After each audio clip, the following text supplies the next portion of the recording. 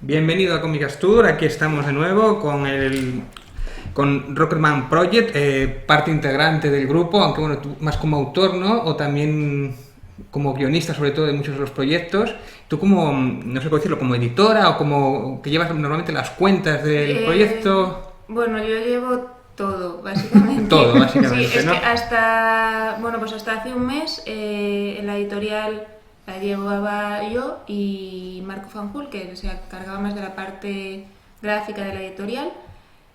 Y hace un mes hay una persona nueva que está colaborando con nosotros, Sergio. Y bueno, estamos los dos un poco como editores, en plan en general de elección de proyectos y luego desarrollo y todo eso. Y la parte comercial nos la estamos dividiendo aún porque es la que nadie se ofrece voluntario nunca. Eso es la parte más... Bueno, no se presentaba, es Fernando Oyor y Mercedes del Castillo. Importante poner los nombres, que la gente los conozca. Y yo creo básicamente lo que Rockman Project, una de las cosas buenas es eso, que funciona a través de los crowdfunding y saca proyectos que seguramente de otra manera de autores o editores pues les costaría muchísimo más, ¿no? Publicar. Cuéntame un poco cómo funciona el tema del crowdfunding, cómo metéis ahí o cómo... Pues el primer crowdfunding precisamente lo hicimos con Fernando, con las catacumbas de Salem. Y nosotros empezamos editando una revista. Que eran 5 números, ¿no? Sí, de la que hemos sacado 5 números, sí. Y él nos presentó una historia para una revista que luego nos comentó que tenía más historias parecidas con las que se podía hacer un libro y tal. Y nosotros estuvimos así pensándolo un poco porque, claro, pasar de una revista colaborativa completamente sin ánimo de lucro a un proyecto más grande, pues al principio nos dio un poco de cosa.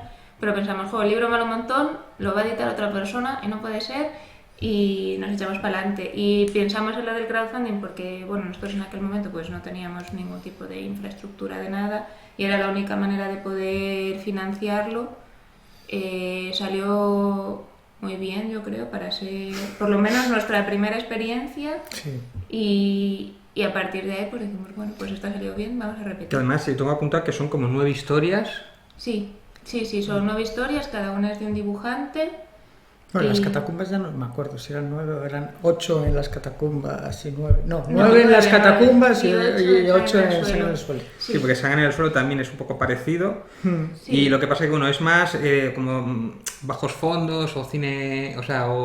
Dime un poquito la diferencia, porque lo otro es más. Es género negro, o sea, género negro es lo que iba a decir. El noir, ¿no? El noir. De siempre hay un asesinato y hay una serie de sospechosos y es un juego con el lector en vez de contarte, digamos, el seguir la investigación desde el punto de vista de un inspector o tal, el juego que hacemos nosotros es darte los motivos de por qué todos estos podrían haber matado a Jack, porque era tan despreciable que todos podrían haber sido, ¿no? O sea, que es un poco Agatha Christie, ¿no? Que es que todos son sospechosos, a ver cuál de ellos es. Sí, y aparte queríamos hacer el juego sin que fuese la trampa de Agatha Christie, fueron todos. Todos participaron un poquito. A mí me interesaba, por ejemplo, también otro tema que tenéis, que formáis parte de la NEUH, Colectivo de Autoeditores y Microeditoriales. Sí. Yo no sé qué ventaja tiene o qué implica eso. Es un colectivo de autoeditores y microeditoriales estamos nosotros y Carmona en Viñetas, que es una editorial que está sacando cómic histórico.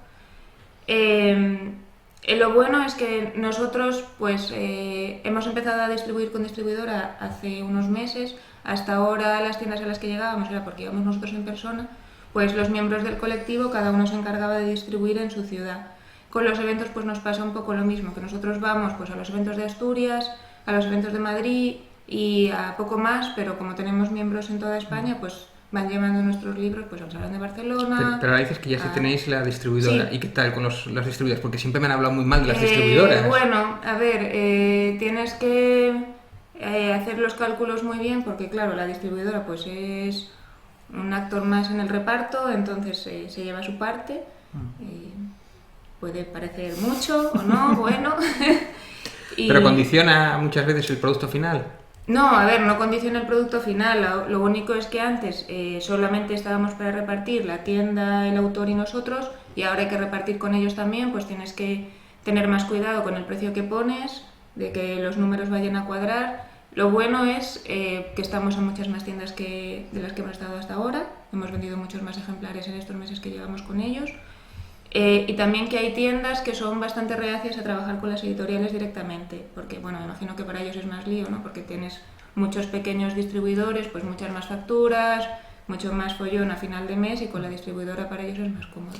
Imaginaos que un autor, sobre todo un guionista, pero un autor que diga, pues me gusta Rocketman Project y tal, tengo un proyecto, lo tengo más o menos escrito, ¿qué tiene que hacer para presentároslo y a través de qué medios, si os gusta y qué futuro podría tener? Pues ahora mismo tenemos bastante parada la recepción de manuscritos, porque bueno, tuvimos una temporada que aceptamos bastante, así hace relativamente poco tiempo, aceptamos muchos proyectos nuevos que estamos ahora desarrollándolos, y hemos parado de coger manuscritos nuevos porque, vamos, yo quiero ver cómo se van desarrollando los que tenemos, que vayan saliendo pues a lo largo de este año. Para este año tenemos que sacar un libro de Fernando, La Confesión, sí, que ya está en imprenta.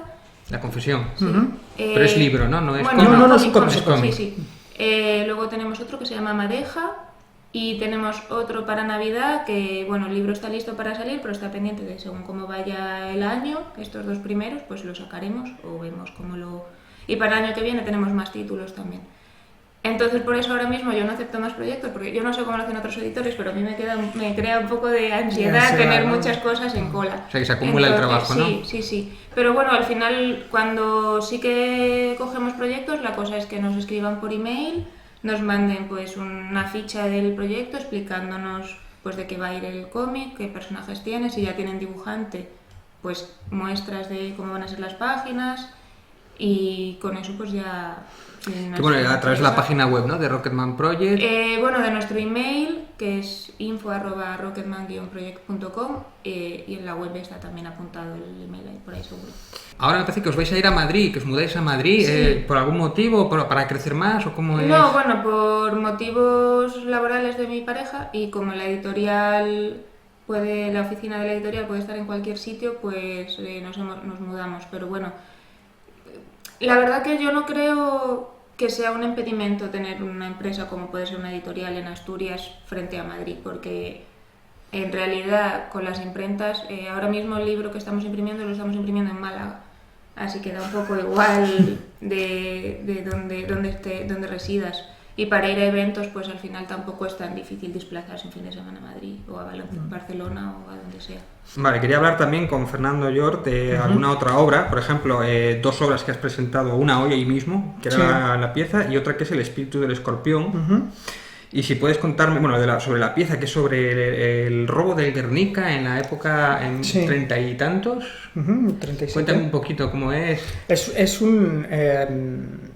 Es una historia que es ficción, es decir, no existió. ¿Es falsa intrahistoria? ¿Cómo se llama eso? Es ficción histórica, se le llama, ¿no? Realmente nosotros partimos de un hecho real. El hecho real es el general fascista Queipo de Llano recibe unas declaraciones de Picasso en las que condena el alzamiento fascista, porque también Picasso era el director del Museo del Prado y le estaban como presionando para decir, oye, posiciónate, ¿no?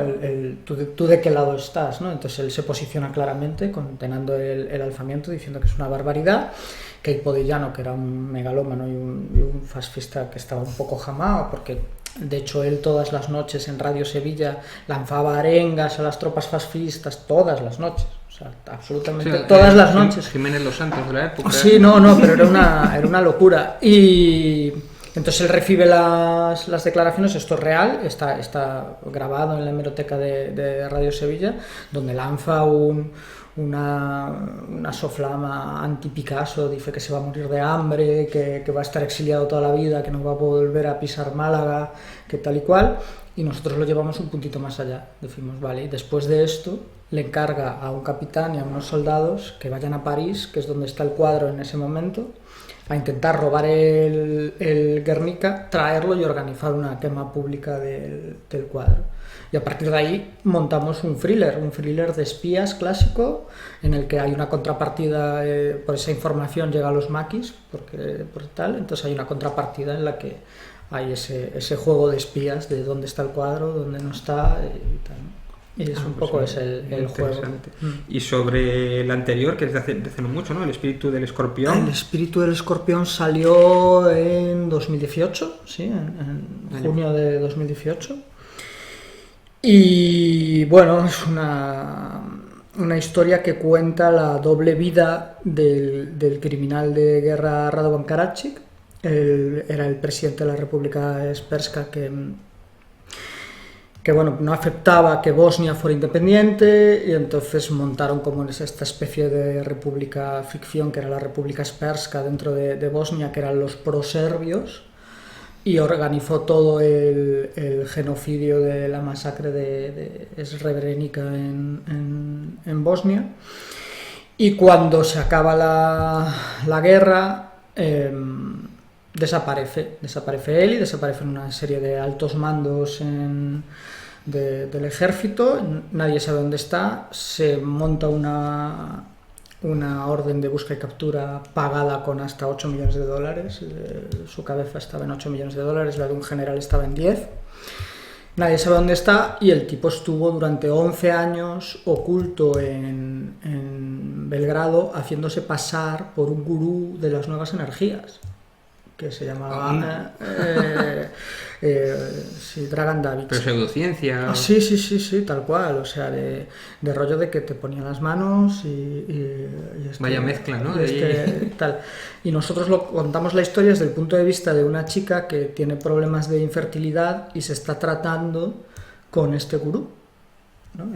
Ella después de haber acudido a psicólogos, después de haber acudido a tal, pues acude a este tipo sin saber quién es, ¿no? Sin saber que realmente todo eso es un papel y es una máscara del tal, ¿no? De hecho, el libro es El espíritu del escorpión, la máscara del genocida de Srebrenica, ¿no? Y esta máscara era ese alter ego en el que supuestamente ayudaba a los demás cuando no era más que un genocida. Curioso, muy interesante. Pues sí. Pues tengo que hacerme con ellos, a ver, sí.